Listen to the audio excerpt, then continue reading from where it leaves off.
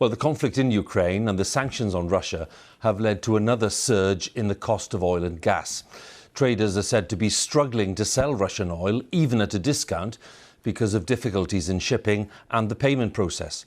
Energy experts in the UK are warning that the cost of the average household dual-fuel bill could rise by at least £700 by the time the new energy cap comes into force in the autumn. And further price rises at petrol stations are also expected. Our business editor Simon Jack reports now.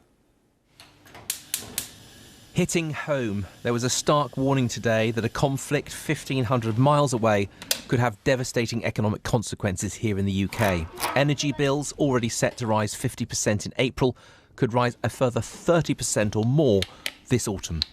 What we're looking at is the price cap for winter moving from the summer level of around £2,000 per year to potentially £2,700 for winter, even potentially as high as £3,000 a year.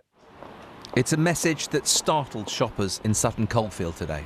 It's terrifying that we've had this much at this stage and we don't know what's to come. We don't know the half of it. It's really scary.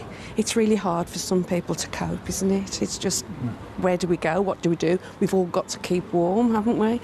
Hopefully it'll be mainly in the summer, so we won't need as much per household, but it's still going to be awful for lots and lots of people.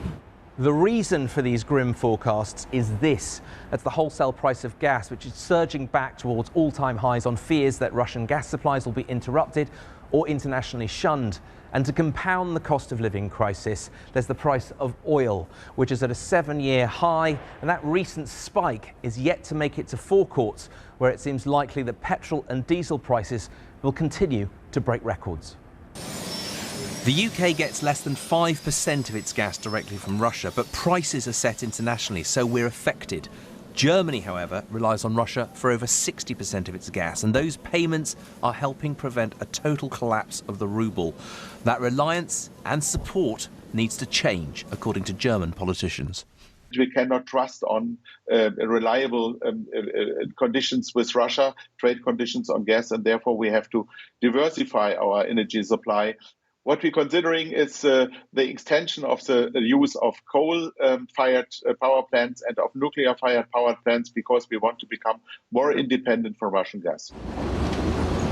Extending the use of coal in Europe was not in the script at November's Global Climate Summit, and it's a measure of the current crisis that it's back in now. Shipments of liquid gas are now the subject of international bidding wars in which consumers are the losers. The government has already announced a £350 assistance package to soften the blow, but with average bills set to rise 4 times that this year, there will be surely calls for more. Simon Jack, BBC News.